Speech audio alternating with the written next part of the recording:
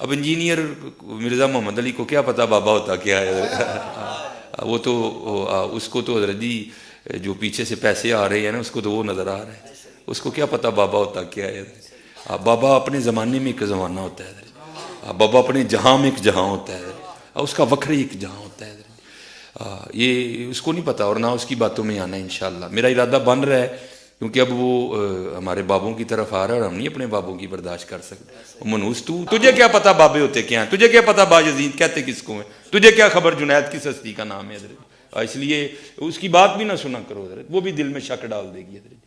اور انشاءاللہ بس میں توفیق مانگ رہا ہوں اپنے اللہ سے، بڑی جلدی میں نے انشاءاللہ اس کا رد شروع کرنا ہے۔ ایویں بکواس کر رہا ہے اپنے کمرے میں بیٹھ، یہ کیا ہوا؟ تیرا کمرہ، تیرا کیمرہ، تیرے ہی لوگ، تیری کتابیں، تیری باتیں، کسی دن ہمیں بھی بلا نا، تو اسی طرح لائیو چلا نا بھائی، تیری اپنی دنیا، تیری اپنی باتیں، یہ کیا حضرت ہوا؟ اس لیے میرے دوستو آپ بھی تھوڑا آپ بھی دیکھو نا حضرت، وہ کیا بھائی، اگر وہ اتنا ہی حق پہ ہے تو کیوں ڈرتا ہے؟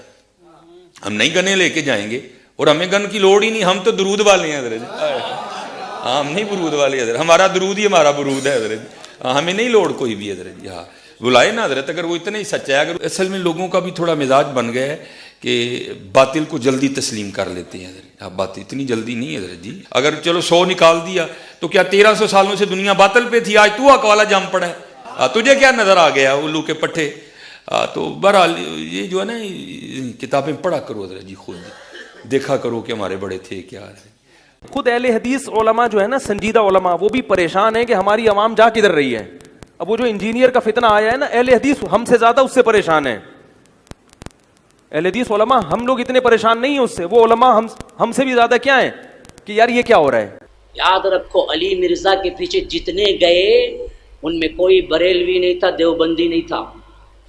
ہاں سمجھ جاؤ کون تھا، مجھے بولتے ہوئے بھی درد ہوتا ہے، اس واسطے نہیں بولتا ہوں میں نام۔ ہمارے گئے ہیں، میں پونا میں تھا گزشتہ 2 ہفتے پہلے، وہاں کے طلباء تو مجھے کہے ریکویسٹ کرنے لگے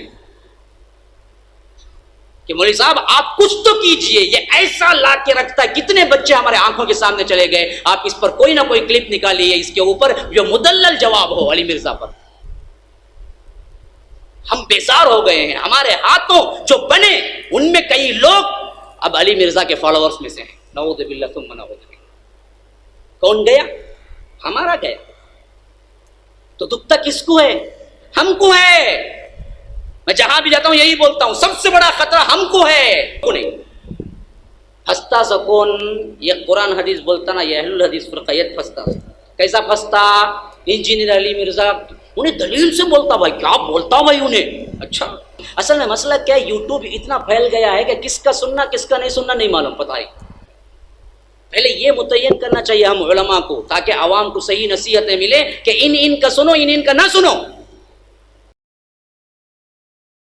علی بھائی السلام علیکم۔ وعلیکم السلام۔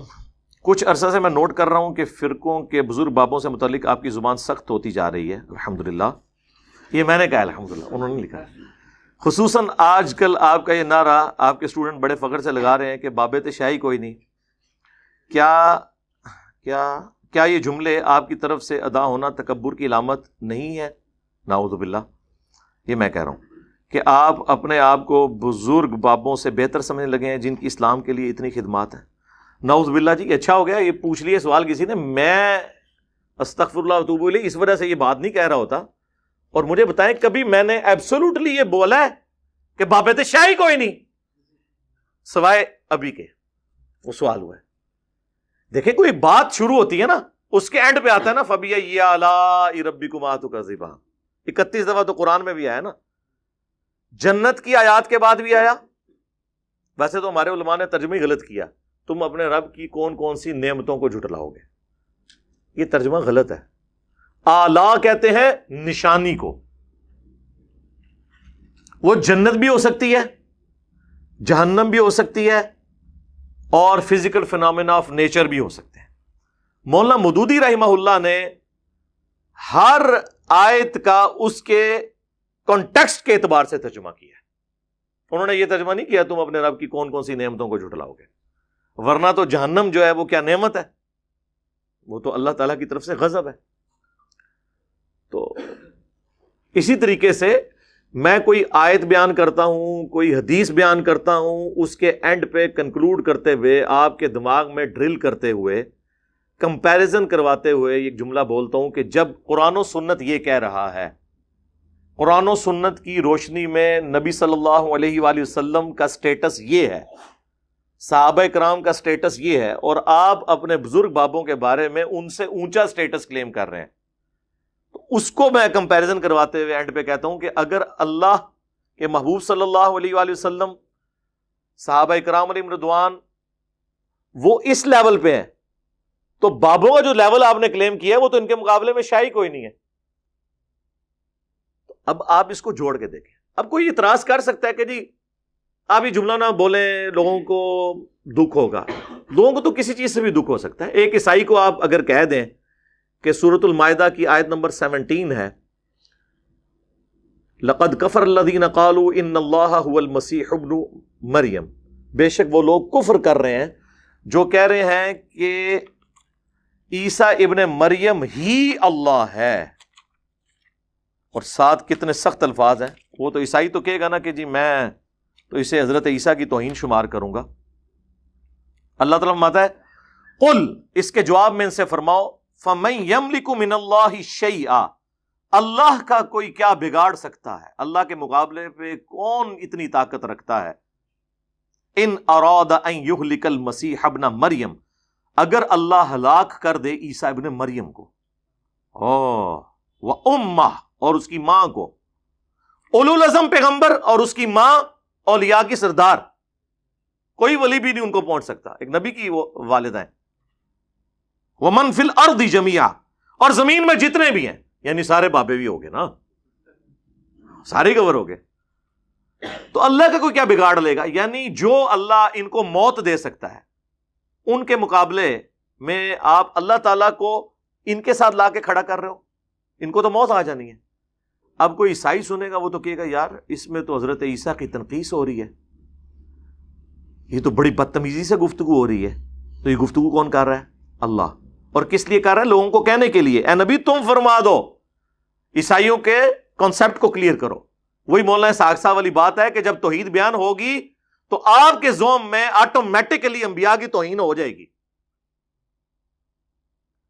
عاشق عیسیٰ جو ہے وہ تو برگشتہ ہو جائے گا نا، کیونکہ عاشق عیسیٰ جو ہے وہ عیسیٰ ابن مریم کو اللہ کا بیٹا یا اللہ کلیم کرتا ہے، کیتھولک اور پروٹیسٹنٹ۔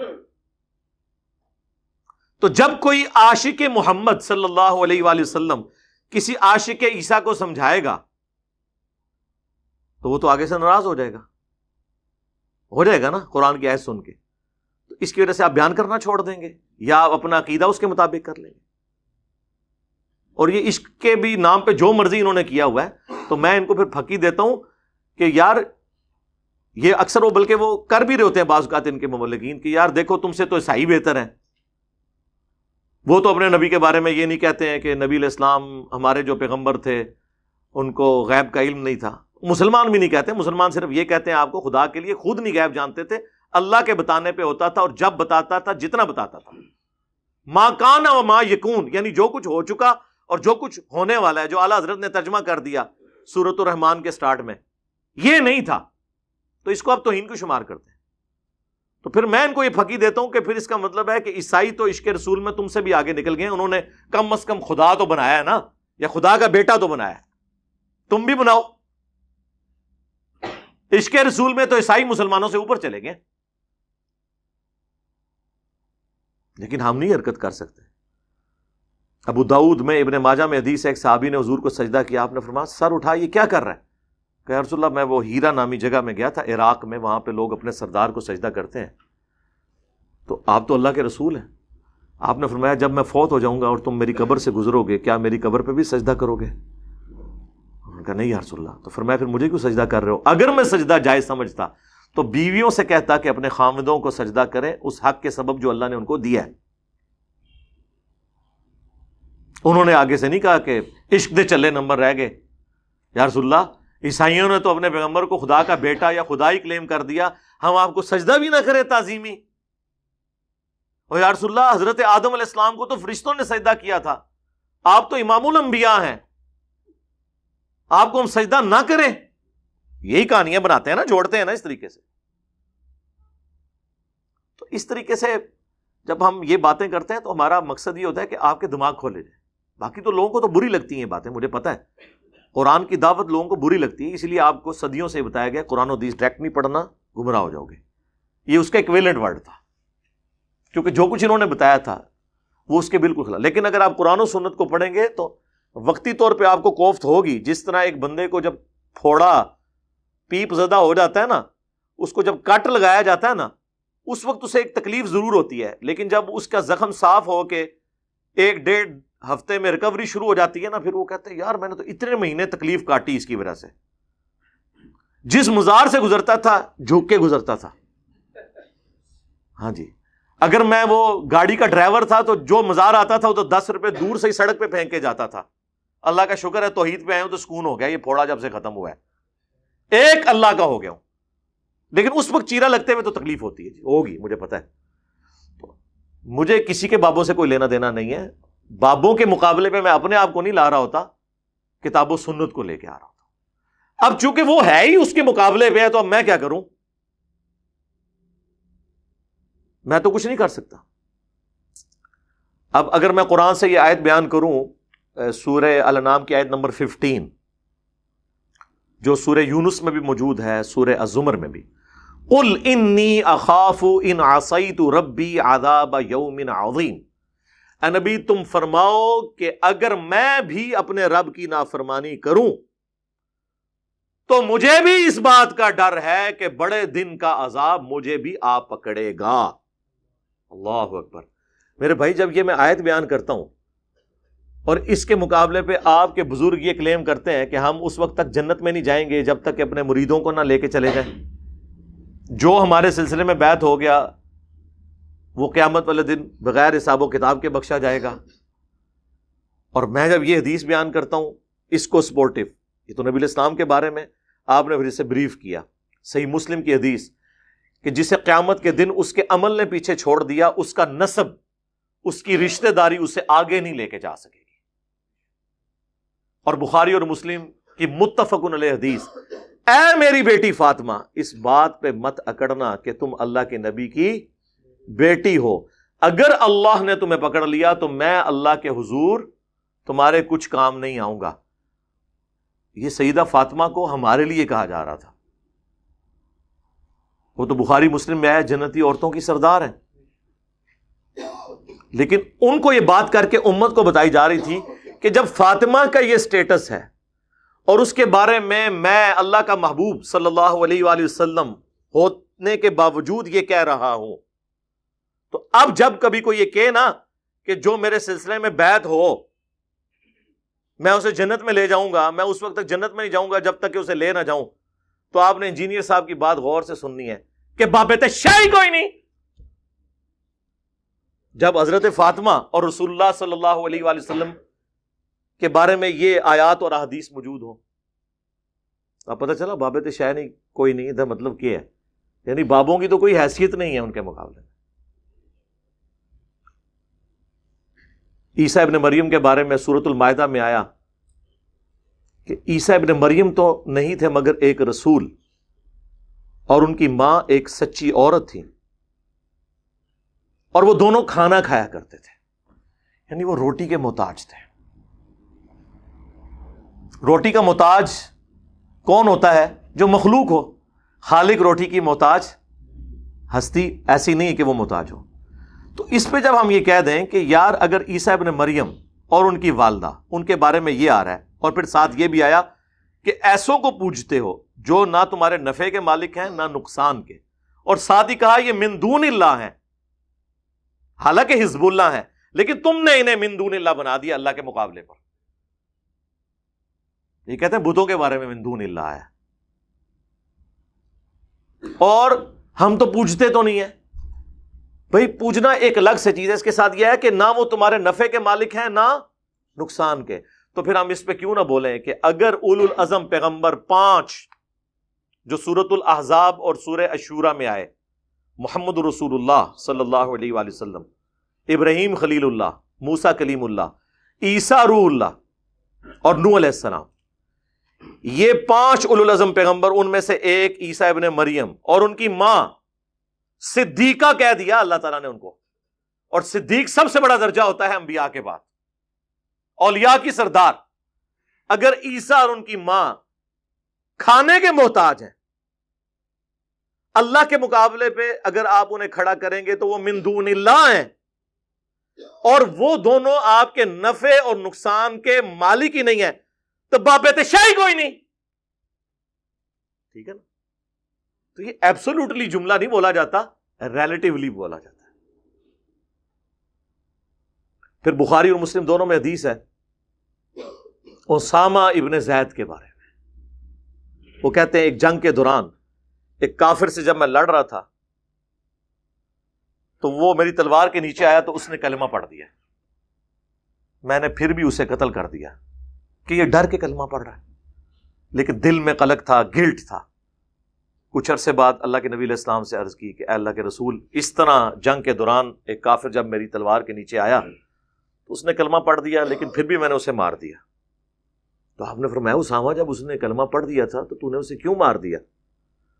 تو کہنے لگے یا رسول اللہ، اس نے ڈر کے کلمہ پڑھا تھا۔ آپ نے فرمایا اسامہ، کیا تو نے اس کا دل چیر لیا تھا؟ اسامہ تو کیا کرے گا، اسامہ تو کیا کرے گا؟ اس جملے کو حضور رپیٹ کرتے رہے جب قیامت والے دن وہ کلمہ پڑھتا ہوا اللہ کے حضور تیرے خلاف مقدمہ قائم کر دے گا، اسامہ تو کیا کرے گا؟ اور اسامہ ابن زید کہتے ہیں کہ اس وقت میرے دل میں خیال آیا، کاش آج سے پہلے میں کافر ہوتا، آج ہی کلمہ پڑھ کے مسلمان ہوتا، کم از کم میرا یہ گناہ دھل جاتا۔ اسامہ ابن زید نے جو اجتہاد کیا وہ بالکل درست تھا، ہم بھی یہی کرتے ہیں کہ ڈر کے پڑھا، لیکن ظاہر میں غلطی کے چانس تو ہیں، ہو سکتا ہے ڈر کے نہ پڑھا ہو۔ تو بینیفٹ آف ڈاؤٹ ایک کافر کو بھی رسول اللہ نے دیا، جو آپ کو مسلمان علماء نہیں دیتے ہیں۔ جنید جمشید نے سامنے آ کے معافی مانگی، علماء نے کہا نہیں، اندرونی مانگی، دیکھا آپ نے؟ تو اسامہ ابن زید کو جب حضور یہ کہہ رہے تھے کہ کیا تو نے اس کا دل چیر لیا تھا، تو اسامہ کو تو آگے سے یہ کہنا چاہیے تھا کہ اس امت کے بڑے سے بڑے ولی، غوث، کتب، ابدال، وہ اپنے مریدوں کے دلوں کے حال جانتے ہیں، اور وہ پوری کائنات ان کے سامنے اس طرح ہوتی ہے جس طرح ہتھیلی کے اوپر رائی کا دانہ۔ تو میں تو اولیاء اللہ کا سردار ہوں، اور میرے بارے میں آنے والے لوگ کہانیاں بھی کرائیں گے کہ کوئی ادنا صحابی بھی ہو، اسامہ تو بہت اعلیٰ صحابی ہے، ادنا صحابی بھی ہو، اس کے گھوڑے کے قدموں کی خاک گھوڑے کے نتھروں میں جو جا کے لگتی ہے، اس کو بھی کوئی غوث، کتب، ابدال نہیں پہنچ سکتا۔ تو یا رسول اللہ، جب غوث، کتب اور ابدال دل کا حال جان لیتے ہیں تو یا رسول اللہ میں نے واقعی دل چیر لیا تھا، اور مجھے پتا چل گیا تھا کہ اس کے دل میں کیا ہے، یہ کہا انہوں نے۔ تو پھر میں یہ اگر عرض کروں کہ اگر اسامہ ابن زید کسی کے دل کا حال نہیں جانتے تو بابت شاہی کوئی نہیں۔ فَبِأَيِّ آلَاءِ رَبِّكُمَا تُكَذِّبَانِ، یہ اللہ کی سنت پہ عمل ہو رہا ہے۔ ہر نشانی کے بعد وہ بات ریپیٹ اس لیے ہوتی ہے تاکہ آپ کے دماغ میں گھس جائے۔ تو یہ ہم بار بار بولتے ہیں کسی مثال کے ساتھ۔ اسی طریقے سے بخاری و مسلم میں ایک حدیث ہے، نبی علیہ السلام کا ایک غلام تھا مدعم، جو سواری کا کجاوا کسا کرتا تھا سفر و حضر میں، حضور کو وضو کرواتا تھا۔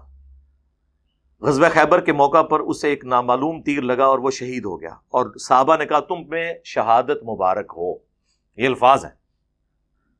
بالکل صحیح کہا، کیونکہ صحابہ دل کا حال تو نہیں جانتے تھے۔ آپ نے فرمایا تم اسے شہادت کی مبارک دے رہے ہو، جبکہ اللہ نے مجھے دکھایا ہے کہ اس کے اوپر آگ کی ایک چادر ہے جو اس نے مال غنیمت میں سے چوری کی تھی، اور اللہ نے یہ بھی لحاظ نہیں کیا کہ حضور کا خادم ہے چلو ایک چادر معاف کر دے، نہیں۔ اس لیے میں بولتا ہوں آج اگر کوئی جرم کرتا ہے نا، اس لیول کا جرم اگر رسول اللہ کے زمانے میں کسی نے کیا وہ بڑا مجرم ہے، کیونکہ اسے حضور کی صحبت ملی ہوئی ہے۔ آج اگر صحابہ کو گالیاں دیتا ہے، دلواتا ہے، اس سے بڑا رافضی اور اس سے بڑا مجرم اور اس سے بڑا خارجی وہ ہے جس نے اس مبارک زمانے میں یہ کام کیا۔ اشارتاً بات کریں، کیونکہ میں نے جملے سخت بول دیے نا، اشارتاً بات، تاکہ جوڈیشری میں چیلنج نہ ہو سکے یہ بات فلاں فلاں کر کے۔ تو صحابہ کرام اٹھے، اپنے گھروں کو گئے۔ اگر کسی نے ایک رسی کا ٹکڑا بھی یہ کہہ کے اٹھایا تھا نا کہ اس کی تو کوئی اتنی ورتھ نہیں ہے مال غنیمت میں، کیونکہ مال غنیمت کا سامان وقت کے حاکم نے تقسیم کرنا ہوتا ہے، اور اس وقت رسول اللہ تھے صلی اللہ علیہ وسلم، ان کی اجازت کے بغیر نہیں ہو سکتا تھا، لا کے واپس بیت المال میں جمع کروایا۔ اب یہ حدیث بیان کرنے کے بعد جب میں یہ کہتا ہوں کہ صحابہ کرام کو تو اپنے سامنے پڑی ہوئی ایک صحابی کی لاش کے اوپر آگ کی چادر نظر نہیں آئی ہے، آپ لوگ اپنے بزرگوں کے بارے میں کلیم کرتے ہیں کہ وہ عذاب قبر دیکھ لیتے ہیں، انہیں کشف القبور ہوتا ہے، اگر صحابہ کرام علیہم رضوان سامنے میت کے اوپر جو آگ کی چادر ہے اس کو نہیں دیکھ سک رہے تو بابید شاہی کوئی نہیں۔ فَبِأَيِّ آلَاءِ رَبِّكُمَا تُكَذِّبَانِ، تم اپنے رب کی قدرت کی کون سی نشانیوں کو جھٹلاؤ گے؟ تو یہ مثالیں میں اس لیے دے رہا ہوتا ہوں تاکہ آپ کو بات سمجھ آئے۔ اسی طریقے سے بخاری مسلم میں حدیث ہے، نبی علیہ السلام ایک جگہ سے گزر رہے تھے تو آپ رک گئے، آپ کی سواری بھدک گئی، کیونکہ بخاری میں ہی آتا ہے کہ عذاب قبر اس طرح کی جو چیزیں ہیں وہ جنوں اور انسانوں کے علاوہ تمام مخلوقات ان کی آواز سن لیتی ہیں، انسان نہیں سن سکتے اس کی۔ اب یہ جو کہتے ہیں نا جی گورے کا موبائل دور سے سن لیتا ہے تو اللہ کا ولی کیوں نہیں سن سکتا؟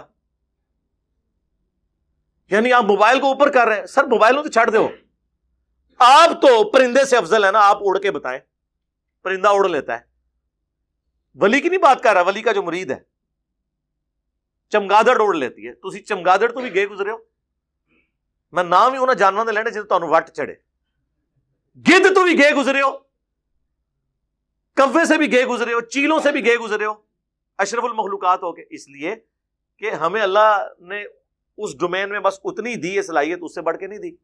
وہ کہتے ہیں جی نبی جب خچر پہ بیٹھا تو خچر کو بھی علم غیب آ گیا تو بزرگوں کو کیوں نہیں آتا؟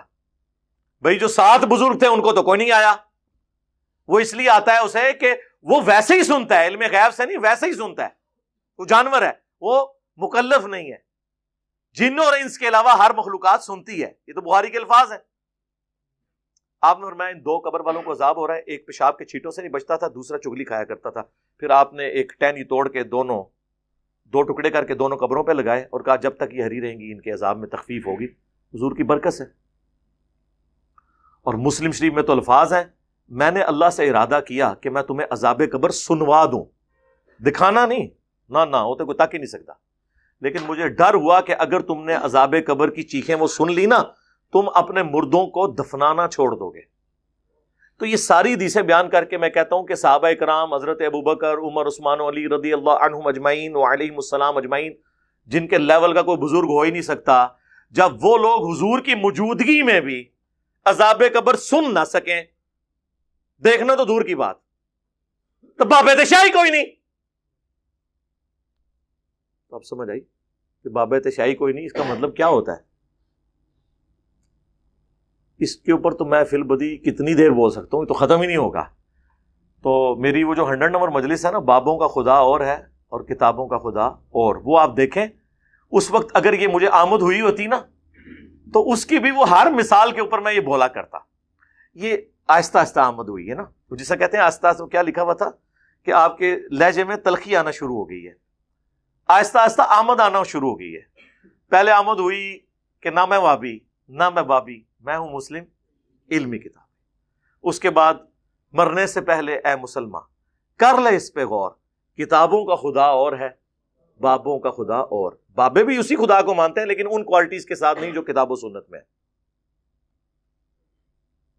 تو یہ سلوگنز آئے نا، پھر یہ اچانک آیا میرے دماغ میں، میں بیٹھ کے بناتا نہیں ہوں، وہ ایک مجلس کے دوران، یعنی میں کوئی بات کرتے ہوئے کہہ رہا تھا کہ لوگ یہ کہتے ہیں کہ جی اگر آپ اس کو غلط کہہ رہے ہیں یہ تو فلاں بزرگ نے بھی نقل کیا ہے، تو اس پہ پھر میں نے جملہ بولا تھا کہ ہم قرآن و سنت کی روشنی میں جب حضرت معاویہ رضی اللہ تعالیٰ عنہ، حضرت مغیرہ ابن شعبہ رضی اللہ تعالیٰ عنہ، حضرت عمر بن عاص رضی اللہ تعالیٰ عنہ کے مولا علی رضی اللہ تعالیٰ عنہ علیہ السلام کے خروج جو ان کے خلاف انہوں نے کیا، اس کو بھی کنڈیم کرتے ہیں، تو بابت شاہی کوئی نہیں، ہمیں کسی کی دوست کوئی نہ لگائے۔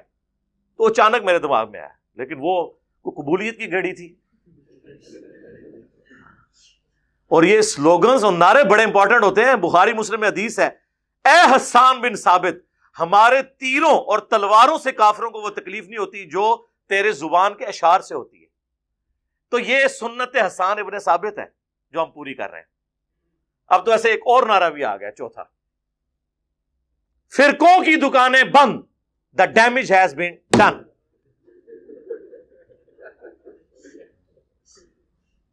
پتہ نہیں اور کیڑے کیڑے آون گے. بال یہ میں نے کلیئر کیا. باقی یہ جو لکھا نا اس میں کہ جی بزرگوں کی اتنی خدمات ہے, میرے بھائی بخاری اور مسلم دونوں میں حدیث ہے کہ اللہ چاہے تو فاسق سے بھی دین کا کام لے سکتا ہے. اور وہ پوری حدیث یہ تھی کہ ایک شخص نے کتنے کافر مارے اور حضور نے فرمایا یہ جہنمی ہے. صحابہ کہتے ہیں قریب ہے کہ ہمارے دل میں وسوسہ آتا کہ حضور کی بات کہیں جھوٹی نہ ہو. تو میں اس کے پیچھے ہو گیا. اینڈ پہ میں نے دیکھا جب وہ زخموں کی تاب نہ لا سکا تو اس نے زمین میں تلوار یوں کھڑی کر کے اپنے آپ کو اس پہ گرا کر خودکشی کر لی. تو انہوں نے کہا صدق رسول اللہ نے سچ کہا تھا. تو آپ نے فرمایا بلال اٹھو اور اعلان کر دو کہ آخرت کا دار و مدار خاتمے کے اوپر ہے, اور بعض اوقات اللہ کسی فاسق سے بھی دین کا کام لے لیتا ہے. یعنی وہ جو جنگ میں مسلمانوں کو اس نے سپورٹ کیا تو وہ فسق کے طور پہ تھا. اور یہ حدیث کا آخری حصہ یہ ایک دوسرے کے بزرگوں کے بارے میں کوٹ کرتے ہیں. آپ بریلویوں سے کہنا کہ دیوبندیوں نے اتنی عربی کتابوں کے اردو میں ترجمے کیے ہیں تو پھر اللہ ہی ان سے کام لے رہا ہے. وہ کہتے ہیں اللہ تو فاسق سے بھی دین کا کام لے سکتا ہے. اور دیوبندیوں سے آپ کہیں گے جی اعلیٰ حضرت نے یہ خدمات کی ہیں فقہ حنفی کے فتاوی رضویہ میں اتنے انسالوڈ ایشوز کو ریزالو کیا. وہ کہتے ہیں اللہ تعالیٰ فاسق سے بھی دین کا کام لے سکتا ہے. تو ہم کہتے ہیں دونوں ہی ٹھیک کہہ رہے ہو. تو پھر ہمیں دھونس کس چیز کی؟ فاسق یا کافر سے بھی کام لے سکتا ہے. یہ جو پرنٹنگ پریس جس پہ یہ قرآن اور یہ بخاری مسلم پرنٹ ہوئے ہیں یہ کس رحمہ اللہ تعالی نے بنایا تھا؟ کس رحمت اللہ علیہ نے یہ گھڑی بنائی تھی جس کو دیکھ کے آپ مسجد میں اپنی ٹائمنگ سیٹ کرتے ہیں؟ کچھ بھی نہیں. یہ صرف ٹرینیں روک سکتے ہیں, ٹرین بنا نہیں سکتے. بنا نہیں سکتے, روک سکتے ہیں. کس رحمت اللہ علیہ نے زمین سے تیل جو ہے وہ دریافت کیا تھا؟ تو یہ باتیں کرنا چھوڑ دیں. خدمات سب کی ہیں, وہ اللہ تعالیٰ کسی سے بھی کام لے. ورنہ تو گورے کے پرنٹنگ پریس سب سے بڑا یہ کنٹریبیوشن ہے. ورنہ حضور کے زمانے میں تو چند لوگوں کے پاس مصحف ہوتے تھے, زبانی وہ قرآن یاد رکھتے تھے. تو پھر گورے کو پھر آپ کریڈٹ دیں, کہیں گے نہیں اس کی وجہ سے اس کے عقیدے تو صحیح نہیں ہو جائیں گے. تو آپ کے بھی بزرگوں کے بخاری مسلم ٹرانسفر کرنے کی وجہ سے عقیدے تو ٹھیک نہیں ہو جائیں گے اگر وہ بخاری مسلم کے خلاف ہیں, کہ ہو جائیں گے. اور بزرگ بھی آپ یہ دھوکہ دینا بند کریں. 1400 سال سے کوئی بزرگ نہیں گزرا. 1400 سال کی تو ہم بات ہی نہیں کر رہے, ہم تو بیچ والے 1000 سال کی بات کر رہے ہوتے ہیں. ہم تو ہر بات قرآن و سنت سے پیش کرتے ہیں, بخاری مسلم سے پیش کرتے ہیں. تو انہی بزرگوں سے پیش کر رہے ہیں نا, ان بزرگوں کو مان رہے ہیں تو ان سے پیش کر رہے ہیں نا. تو یہ پرانے بزرگوں کے ہم خلاف نہیں ہیں, درمیانے بزرگوں کے خلاف ہیں. پرانے جو ہیں صحابہ تابعین تبع تابعین پہلے 300 سال کے, ان کو تو ہم اپنا امام مانتے ہیں, اور اس لیول تک کہ ہم نے ان کو سامنے سجایا ہوا ہے ان کی کتابوں کو, ان کی خدمات کو. تو یہ دھوکہ دینا بھی بند کریں. صرف لوگوں کو جو ہے وہ ایک ایکسپلائٹ کرنے کے لیے, ان کے جذبات کو ابھارنے کے لیے اس طرح کے جملے بول دیتے ہیں کہ بزرگوں کو نہیں مانتا, ان کی توہین کرتا ہے. چلے ہم پھکی دیتے ہیں, پرانوں کو تو چھوڑ دیں. اس ماڈرن ایج میں ڈاکٹر ذاکر نائک حافظہ اللہ تعالی نے سینکڑوں ہندوؤں کو کلمہ پڑھایا آن کیمرہ. اس کی پاداش میں انہیں غریب الوطنی کی زندگی گزارنی پڑ رہی ہے, حضرت ابراہیم علیہ السلام کی سنت پہ عمل کرتے ہوئے. تو کیا اس پورے سینیریو کو دیکھ کے بریلوی, دیوبندی اور اہل حدیث, چلے اہل حدیث تو پھر بھی اس کو کچھ مانتے ہیں, بریلوی اور دیوبندیوں نے کیا ڈاکٹر ذاکر نائک کو ولی اللہ مان لیا؟ آپ ان سے کہ اتنے ہندوؤں کو کلمہ پڑھایا, وہ کہیں گے یار پڑھایا تو کیا ہوا, عقیدے تو درست نہیں ہے. سر یہی ہمارا نظریہ آپ کے بزرگوں کے بارے میں بھی ہے کہ پڑھایا تو کیا ہوا. تو آپ خود مانتے ہیں کہ عقیدہ پہلے صحیح ہونا چاہیے. تو آپ کے بزرگوں کے عقائد و نظریات تو قرآن و سنت کے خلاف ہیں. چشتی رسول اللہ, ہاں یہ ہماری مجبوری تھی میرے بھائی. آپ تو قرآن حدیث کو مانتے ہی نہیں تھے. ہم نے کہا ٹھیک ہے, کیوں نہیں مانتے؟ وہ کہتے تھے قرآن حدیث میں تو یہ لکھا ہے, لیکن وہ فلاں جو بزرگ ہیں وہ تو یوں لکھتے ہیں, تو انہوں نے قرآن حدیث نہیں پڑھا ہوا تھا. اب ان کو کون بتایا کہ ان بیچاروں نے کہاں قرآن حدیث پڑھا ہوا تھا, لیکن یہ کون کہہ سکتا ہے ان کو؟ تو اس کا پھر بہتر حال یہ ہے, آکاش بیل جب کسی درخت پہ لگ جائے نا, آپ کو پتا ہے وہ اس درخت کی خوراک چوستی رہتی ہے, الٹیمیٹلی ایک دفعہ درخت پھر وہ نیچے گر پڑتا ہے. اگر آپ اس درخت کی افزائش چاہتے ہیں نا تو آکاش بیل کو کاٹتے ہیں. ان کے بزرگ یہ آکاش بیل تھے جو قرآن و سنت سمجھ نہیں لگنے دیتے تھے. ہم نے کہا ٹھیک ہے, پہلے کینچی تو ادھر پھیرتے ہیں نا, یہ کہتے ہیں آمین کو قرآن پیش کرتے ہیں، حدیث پیش کرتے ہیں، یہ کہتے ہیں نہیں جی بخاری مسلم میں تو یہ لکھا ہے، قرآن میں یہ لکھا ہے، لیکن بزرگ تو یہ کہتے ہیں. آپ ہمیں لاکھ کہتے رہے ایاک نعبد و ایاک نستعین، ہم کہیں گے سن فریاد پیران دیا پیرا، میری فریاد سنی کن تھر کے ہو. میں کہا بھائی ٹھہر ہو، ہاں تیرا کر لینے کہ تواڈے اتنے بڑے بزرگ، ہم نہیں کہتے انہوں نے کیا ہوگا لیکن ان کی طرف منسوب ہے، ہشت بہشت آپ نے چھاپی ہے. معین الدین چشتی اجمیری المتوفا 633 ہجری، انہوں نے تو اپنے مرید سے کلمہ پڑھوایا ہے چشتی رسول اللہ. ویسے اب انہوں نے کتاب سے نکال دیا لیکن وہ صرف ایک پبلیکیشن والے نے نکالا ہے، اور اس کے ساتھ لکھے بھی کہ انجینئر صاحب کے اس مقدمے کو بار بار ہائی لائٹ کرنے کی وجہ سے ہم نے رجوع کیا ہے.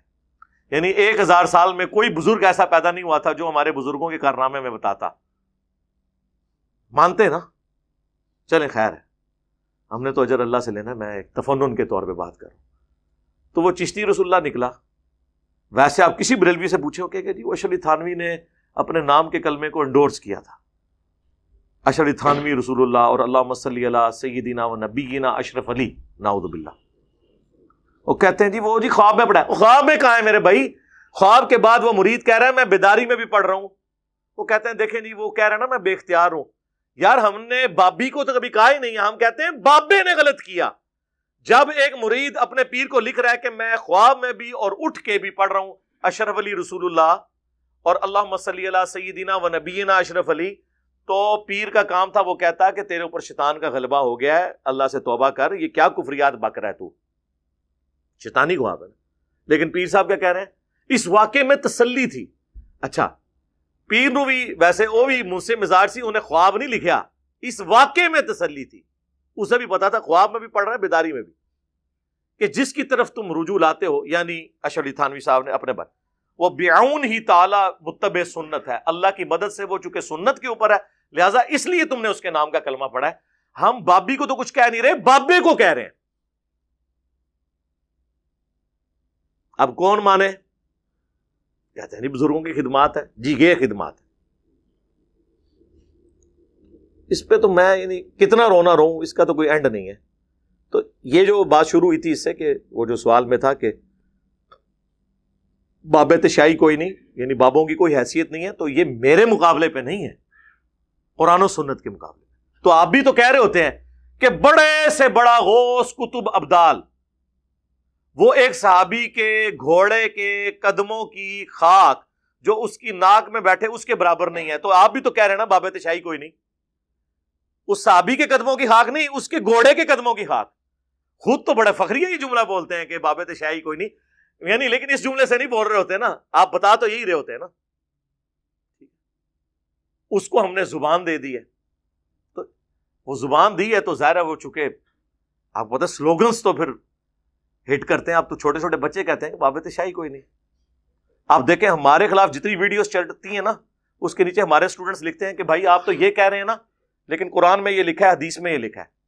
اور ہماری ویڈیوز کے اوپر جتنے لوگ کمنٹس کرتے ہیں دیوبندی بریلوی اہل حدیث، آپ نیچے لکھیں، وہ دیکھیں گے کسی نے گالی لکھی ہوگی، کسی نے لکھا ہوگا فلاں کا ایجنٹ ہے، فلاں سے یہ کر رہا ہے، اور نیچے لوگ جواب دے رہے ہوتے ہیں کہ بھائی کوئی علمی بات کریں. ٹھیک ہے، کیا دینے سے کیا ہوتا ہے، پروپیگنڈا کرنے سے کیا ہوتا ہے. آپ دیکھ لیں دنیا کے سارے فرقے آپس کے اختلافات کو چھوڑ کے میرے خلاف کلپ چڑھا رہے ہیں. آپ نے دیکھا ہے کوئی ایک سال کے اندر بریلوی دیوبندی اہل حدیث کا ایک دوسرے کے خلاف کو کلپ آیا ہو؟ سارے مل کے میرے خلاف کر رہے ہیں. کیوں؟ انہیں پتا چل گیا ہے کہ یار یہ مسئلہ کوئی بھی نہیں بچا، ایک دوسرے سے گلے لگ لگ کے رو رہے ہیں کہ تو آڈا نہیں کچھ بچا. تو جس طرح وہ کہتے ہیں نا جی اہل حدیث ہم سے زیادہ پریشان ہے، ہم اتنے پریشان نہیں ہیں، اہل حدیث ہم سے زیادہ پریشان ہے. خود اہل حدیث علماء جو ہے نا، سنجیدہ علماء، وہ بھی پریشان ہیں کہ ہماری عوام جا کدھر رہی ہے. اب وہ جو انجینئر کا فتنہ آیا ہے نا، اہل حدیث ہم سے زیادہ اس سے پریشان ہیں. اہل حدیث علماء ہم لوگ اتنے پریشان نہیں ہیں اس سے، وہ علماء ہم سے بھی زیادہ کیا ہیں کہ یار یہ کیا ہو رہا ہے.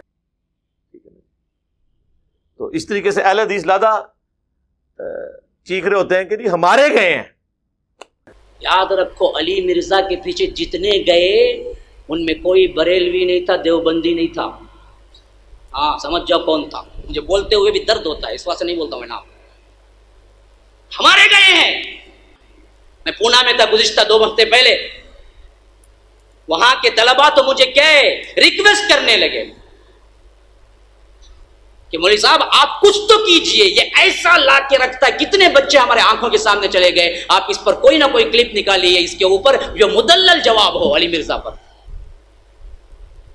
ہم بیزار ہو گئے ہیں، ہمارے ہاتھوں جو بنے ان میں کئی لوگ اب علی مرزا کے فالوورز میں سے ہیں، نعوذ باللہ ثم نعوذ باللہ۔ کون گیا؟ ہمارا گیا تو دکھتا کس کو ہے؟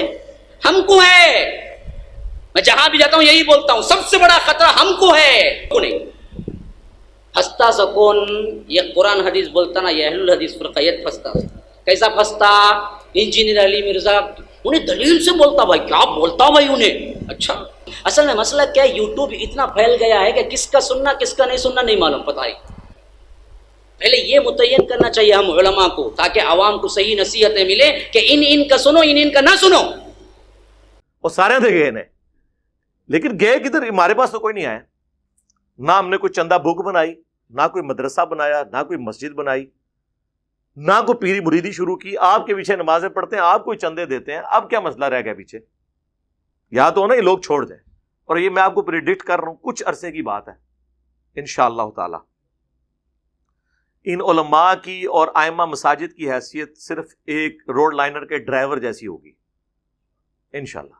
جیسے آپ سفر کرتے ہیں نا، آپ کو اس سے غرض نہیں ہوتا کہ یہ جو ڈرائیور ہے اس کا عقیدہ کیا ہے، کون ڈرائیونگ کر رہا ہے، آپ چپ کر کے اپنا بیٹھتے ہیں گاڑی میں، منزل پہ اتر جاتے ہیں۔ آنے والی نسلیں بھی مسجد میں، ان کو اس سے کوئی غرض نہیں ہوگا یہ مسجد کس کی ہے، امام مسجد کون ہے، داڑھی اس کی پوری ہے، کام ہے، کس فرقے کا ہے۔ جسے سواری بیٹھ کے اتر جاتی ہے نا، یہ بھی لوگ جایا کریں گے اپنے بچوں کے ساتھ، نماز پڑھ کے باہر نکل آیا کریں گے۔ یہ خود بس امامت اور چندوں کو دیکھیں گے، عوام ساری کی ساری علمی کتابی مسلم ہوگی انشاءاللہ۔ اور یہ کوئی فرقے کا نام نہیں، یہ قرآن سے میں نے ڈیڈکٹ کیا ہے۔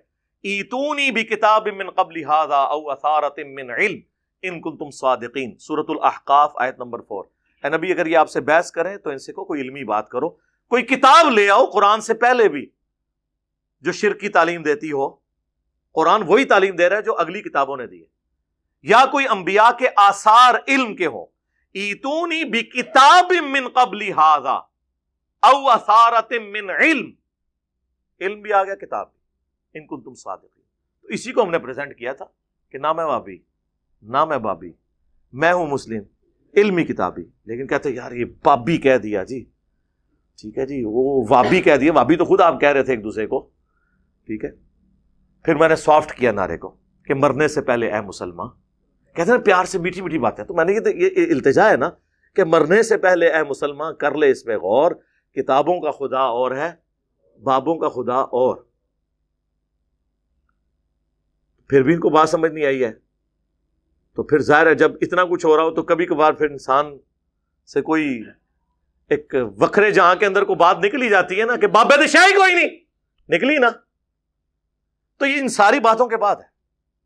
اور اینڈ پہ وہ جب کسی بندے کو دفنایا جاتا ہے نا، اس کے بعد وہ مٹی ڈال کے اس پہ پانی ڈالتے ہیں تاکہ وہ قبر سے مٹی ادھر ادھر بکھرے نا، وہ یہ اب ڈال دی ہم نے۔ فرقوں کی دکانیں بند، the damage has been done۔ صلاۃ بر محمد و آل محمد، اللہم صلی علی محمد وعلی آل محمد۔